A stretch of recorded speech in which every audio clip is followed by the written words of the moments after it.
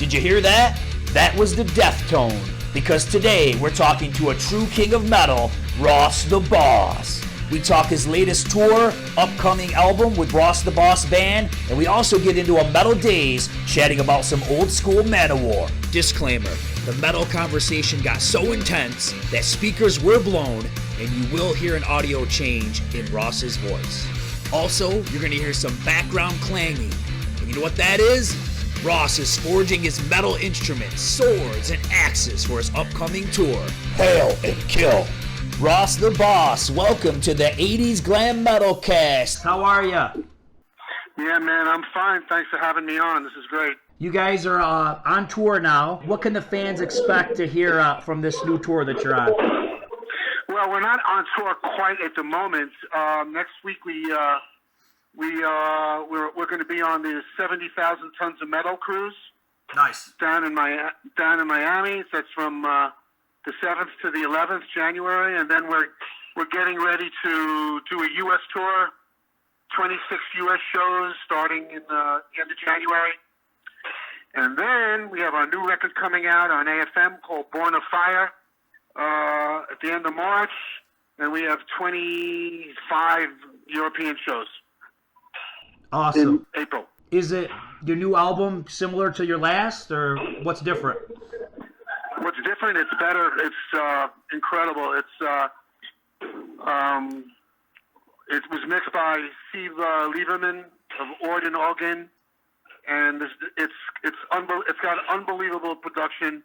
The songwriting is I don't know. It's 2 years on with this group, so the songwriting is absolutely sensational, and everything has gotten better. Steve, our drummer, played on the record, and it's awesome. It's just, I don't know what to tell you. You'll hear it soon. I really like the singer that you have now. He reminds me of John Oliva from Sabotage, and a little bit of Halford mixed in there with the screams. So I really love his voice. Yes, and you're going to love even more what he does on the new record. It's totally, he's really come into his own, lyricist and singer. You'll hear it sooner enough, because we're all very happy. We're amazingly happy with this record, and everyone will hear soon. So nice. Proof's in the pudding. Yeah, man. So speaking of Priest, you played with KK at a festival over the summer. What was that like? Oh yeah, we did Bloodstock, and it was an honor. KK was totally cool. I couldn't believe we got it all together to do it, and it was a perfect day. It was like pouring rain, and then when we're supposed to go on, it totally cleared. Nice. And so the heavens gave us a nice day. The metal gods. And KK was awesome, and I was just we were all great. It was a great day. The only thing I just wish he would have played a Manowar song with you. Just one song.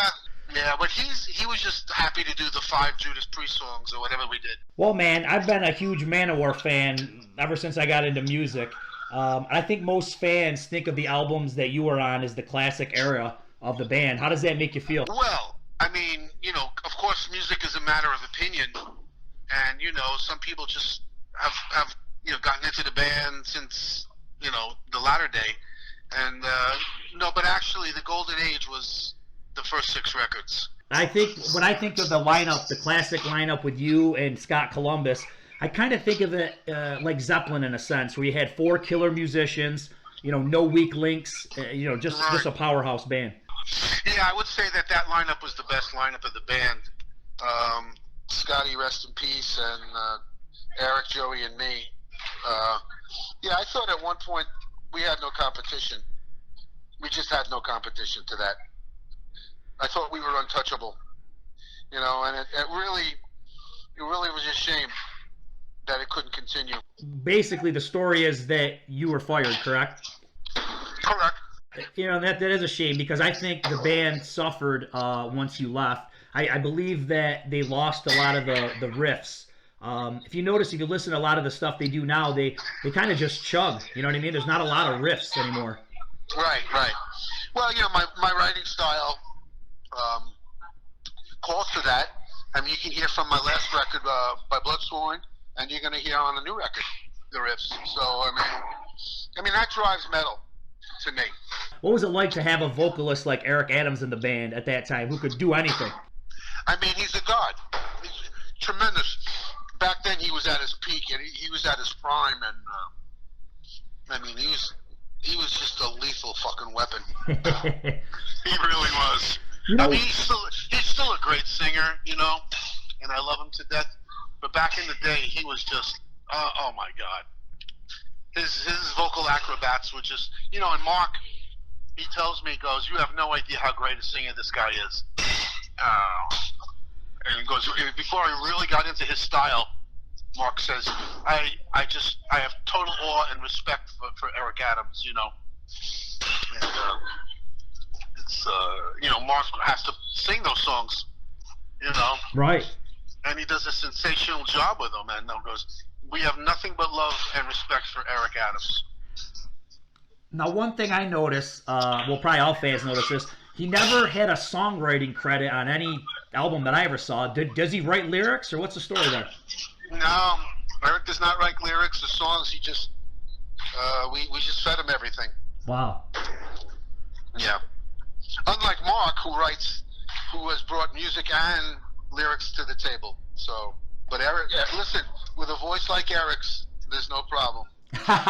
That's right. You know, it was funny. The last interview I did, I was talking with Tracy G, who played with Dio, and we kind of had the same conversation, is that Dio could sing anything, and it's going to sound good. I think Eric Adams is probably in the same boat. Absolutely. So let's fast forward to 87 real quick. You guys get on Adco Atlantic, Fighting the World. You've got, at this point, I feel like you've got the band's tight, the songs are great, the production's great, big label.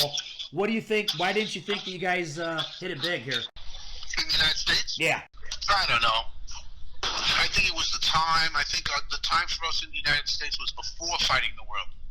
The four albums, you know, when there was a true buzz on Manowar, we didn't get out there and play enough. I think Joey was just concerned about having all our equipment and everything, and a big thing, a big spectacle show, you know, with all our gear. And I think that mindset prevented us from getting to all the metal fans in the United States, where all the other bands were doing. I mean, get into a smaller truck and just go and play every single night, everywhere we could play. And I think we didn't do that, and I think it hurt us. Yeah. It definitely hurt us. And therefore, we ceded the audience to all the other bands. Europe was a different story. Do you think that the label really even knew what to do with you guys? Oh, I think so. I mean, Jason Flom was definitely, he knew what to do. So let's go to Kings of Metal. You were pretty much out right before it came out, weren't you? Well, yeah, I mean, the record was done. I think I was jettisoned in September of '88, and then it came out October or something like that. Mm-hmm. Perfect timing. The worst timing that's ever been. I mean, the worst timing and the worst decision probably in rock and roll history. Probably next to Mick Taylor quitting the Stones. It was funny, there was not a lot of promotion for that album. I don't remember there even being a music video or anything for that album. Kings of Metal? Yeah. Right. I mean, it's because, you know, I was gone, and then I just think that just set the whole, I mean, it was a successful record, of course. Yeah. But I think it just set the whole axis off. Yeah. And it's just, to replace me with anyone else was just a serious mistake. That's right, man. You're the boss. And you know, it's funny, when I listen to that album, I think Kingdom Come would have been a great single. Yeah, it's a great song. Yeah. There's no doubt about it. Yeah, there's no doubt about it. It's a tremendous song. Yeah. Yeah, I think with a perfect video that fit the vibe of the band, that could have done something. Yep, I do agree. So, what do you think of the Final Battle tour that's going on? I think a lot of fans are surprised that somebody like yourself or David Shanko wasn't asked to do that tour. Yeah, well, first of all, it's not the Final Battle. Okay. Okay. They took an agonizing reappraisal of the situation and decided it's not the final battle. And then after that, what can we say? Yeah. You think there'll be another show with like all the living members like they did before? Or? An Earthshaker? I don't know. I don't concern myself with Manowar anymore. I mean, I concern myself with RTB Band, who is, as far as I'm concerned, I think we're more up to date. We're more at the moment of the moment, incredible. And my band is incredible. My band is Mike Lapon, Steve Bolognese, Mark Lopes. I mean, my band is firing on all cylinders, So I'm not really concerned with Manowar. If it happens, it happens. I don't lose sleep over it. But you'd be open. You'd be open to it. I'm open to doing anything with my friends. I always have been. You never know. I mean, I'm not going to say, but that's not my decision. It's Joey's decision. He does what he's got his own plan, and I got my own plan as well. So I'm playing the Cruise next week, the 70,000 tons of metal, and then we have 50 shows ahead of us, 50 plus shows between the U.S. and Europe, and so we're busy, and the record's going to come out, and I believe it's going to be a big success, and but we'll see. I have Burning Witches opening the show in Europe, and they're a tremendous all-female metal band from Switzerland, and Ensemble from Great Britain, and they're awesome rock and roll nuts, and so we're going to have a great tour in Europe, and that's what I'm concerning myself about. If it happens, it happens. It doesn't, it doesn't. People go, you got to go back. People are screaming at me, you got to go back, you got to go back, but that's not my call. Yeah. I don't make that decision.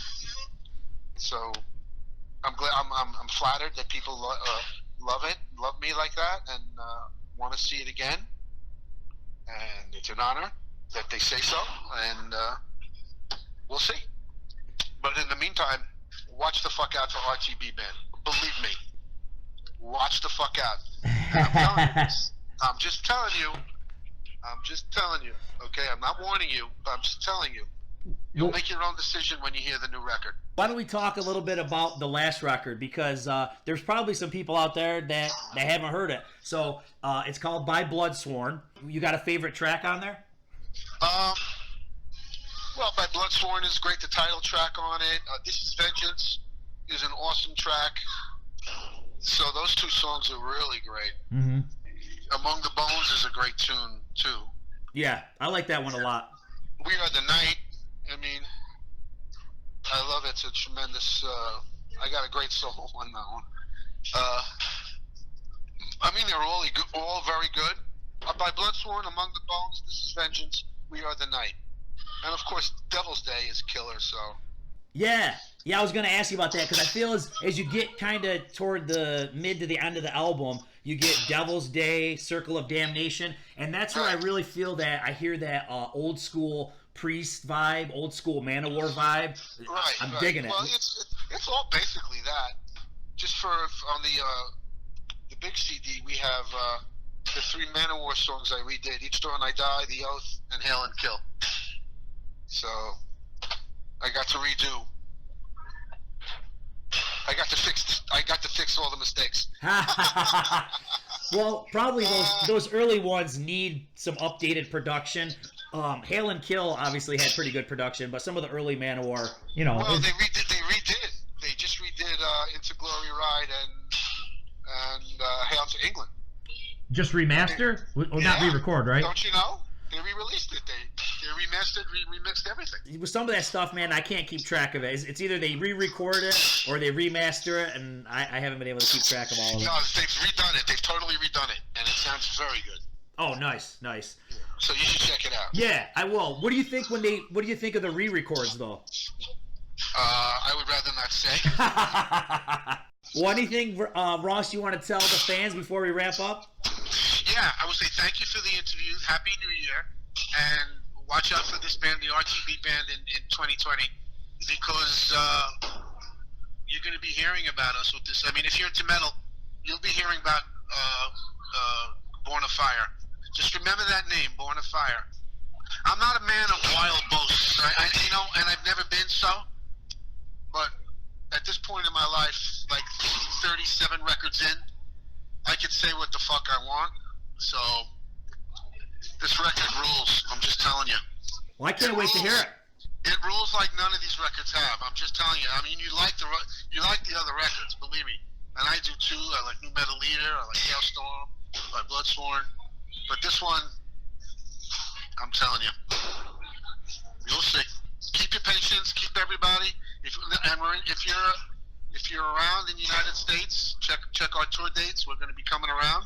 We have 26 shows, and we need your support. We need every metalhead to come out and support us, and you won't be upset, and you will not have wasted money. And we do not charge $90 to come see the band, like some band does. Well, that's good to know. Right after the holidays, things are tight for people, right? That's right. Believe me, we don't charge $90 and $130,000 for a meet and greet. Oh. As a matter of fact, I will come shake your hand and talk to you for nothing. Well, there you go. Everybody heard it on here first. No charge to meet Ross. All right, man. Well, I'll let you go. You have a great night. Have a great tour. And hopefully we'll talk again soon. All right. Happy New Year. God bless everybody, okay? Thanks, brother. You got it. All right, well, you heard that. A new killer album's coming from Ross the Boss Band. And he's left the door open to reunite with Manowar. So that's all good news for us Mana Warriors. Well, I hope you enjoyed it. Rock on!